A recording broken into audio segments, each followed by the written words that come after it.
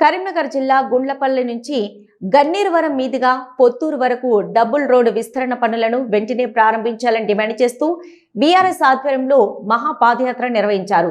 మాజీ ఎమ్మెల్యే రసమి బాలకృష్ణ ఆధ్వర్యంలో నిర్వహించిన ఈ పాదయాత్రలో ప్రజలు, మహిళలు, బీఆర్ఎస్ కార్యకర్తలు పెద్ద సంఖ్యలో పాల్గొన్నారు. ఎమ్మెల్యే కవంపల్లి సత్యనారాయణకు వ్యతిరేకంగా నినాదాలు చేశారు. రోడ్డు పనుల కోసం గతంలో కేసీఆర్ ప్రభుత్వం 72 కోట్లు మంజూరు చేసినా ఇప్పటి వరకు పనులు ప్రారంభించలేదని రసమై ఆరోపించారు.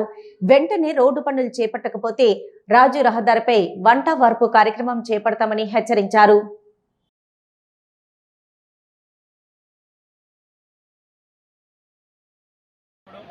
గన్నేరువరం మండల ప్రజల కోరిక మేరకు 72 కోట్ల రూపాయలను ఆ రోజు కేసీఆర్ గారు ముఖ్యమంత్రిగా ఉన్నటువంటి కాలంలో ఈ రోడ్డు అడిగిన వెంటనే 72 కోట్ల రూపాయలు మీకు ఫైనాన్స్ సాంక్షన్తో సహా ఇవ్వడం జరిగింది.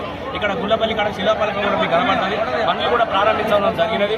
అక్కడి నుంచి కొండపూర్ దాకా కూడా రోడ్డు వేయడం జరిగినది. ఇందులోనే 23లో లక్షల కోట్లు రావడంతో ఆ పని కొంత పెండింగ్ ఉండే దాన్ని ఆసరగా చేసుకున్నటువంటి ఎమ్మెల్యే గారు మేము వెంటనే గెలిచిన 100 రోజులలో ఈ రోడ్డు పూర్తి చేస్తా, నన్ను నమ్మండి అని చెప్పేసి ప్రజల ఓట్లతోని ఎమ్మెల్యే గెలిచినటువంటి కవ్వంపల్లి గారు మరి 33 నెలలు అయిపోయింది. దాదాపు 1000 రోజులు అవుతుంది. 100 రోజుల నుంచి 1000 రోజుల నుంచి కూడా ఇగైతుంది, అగైతుంది, అప్పుడైతుంది, ఇప్పుడైతుంది అని చెప్పేసి అబద్ధాలతో కాలం గడుపుతున్నటువంటి పరిస్థితుల్లో కూడా మనం అందరం కూడా ఇక్కడ చూసినాము. ముఖ్యంగా కాంట్రాక్టర్ మీద ఆయన కాంట్రాక్టర్ చేస్తలేడు. కాంట్రాక్టర్ ఎట్లా చేస్తాడు? పైసలు ఇస్తే చేస్తాడు. 5 కోట్ల పని చేసిండు.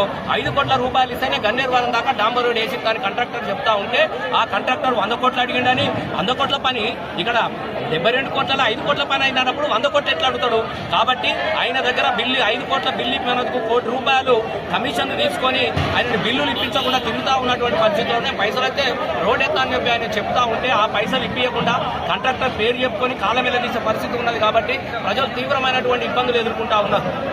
ఆ రోజు మేము కొత్తగా రోడ్డు తీసుకురామని అంటలేము, తెచ్చిన రోడ్డును పనులు ప్రారంభించమని చెప్తా ఉన్నాం.